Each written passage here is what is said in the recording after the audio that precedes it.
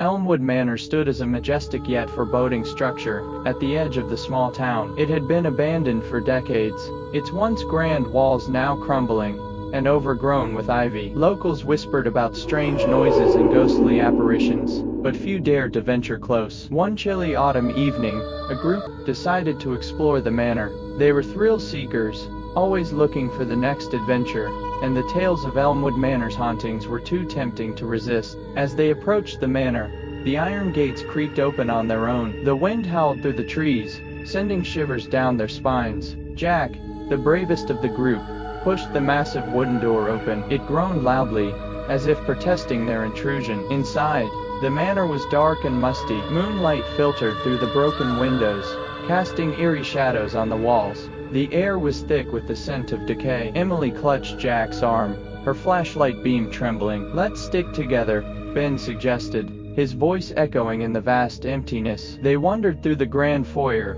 the floorboards creaking beneath their feet. Portraits of long-dead ancestors lined the walls, their eyes seeming to follow the intruders. Sarah, who had always been sensitive to supernatural energies, felt a chill that was not just from the cold. "Do you feel that?" she whispered.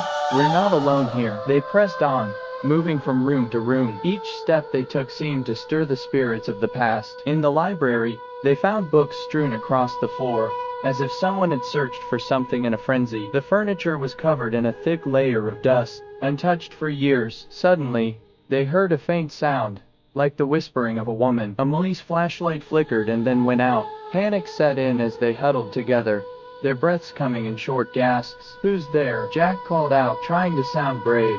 A cold breeze swept through the room, extinguishing their remaining flashlights. They were plunged into darkness. In the silence, they heard footsteps, soft, deliberate, and getting closer. "Run!" Ben shouted. They stumbled through the manor, disoriented and terrified. The footsteps followed them, echoing in the corridors. They reached a narrow staircase and hurried up, hoping to find refuge on the upper floors. As they climbed, the atmosphere grew heavier, the air thick with an oppressive presence. At the top of the stairs, they burst into a large bedroom. The moonlight revealed a grand bed with tattered drapes, and an old rocking chair that swayed gently, as if recently occupied. The door slammed shut behind them, with a resounding thud, trapping them inside. Sarah's eyes widened in horror as she pointed to the corner of the room. There in the shadows, stood the figure of a woman. Her dress was from another era, her hair a tangled mess. Her eyes glowed with an unnatural light, and her face bore an expression of anguish. "Please," the woman whispered, her voice filled with sorrow. "Help me." Emily, shaking, managed to speak. "Who are you?" "I am Lady Eleanor," the apparition replied. "This was my home until he took my life." The friends exchanged fearful glances. "Who did this to you?" Jack asked. "My husband," she said, her voice trembling with emotion. "He was a cruel man, consumed by jealousy. He locked me away here, and in a fit of rage, he ended my life. Now, I am trapped, bound to this place, seeking justice.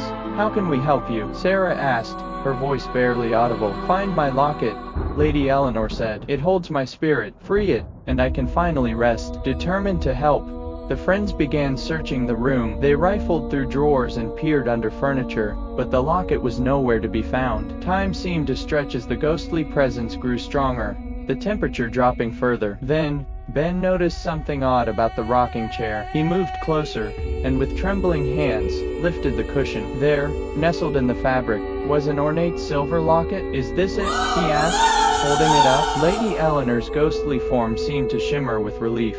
"Yes," she said. "Open it."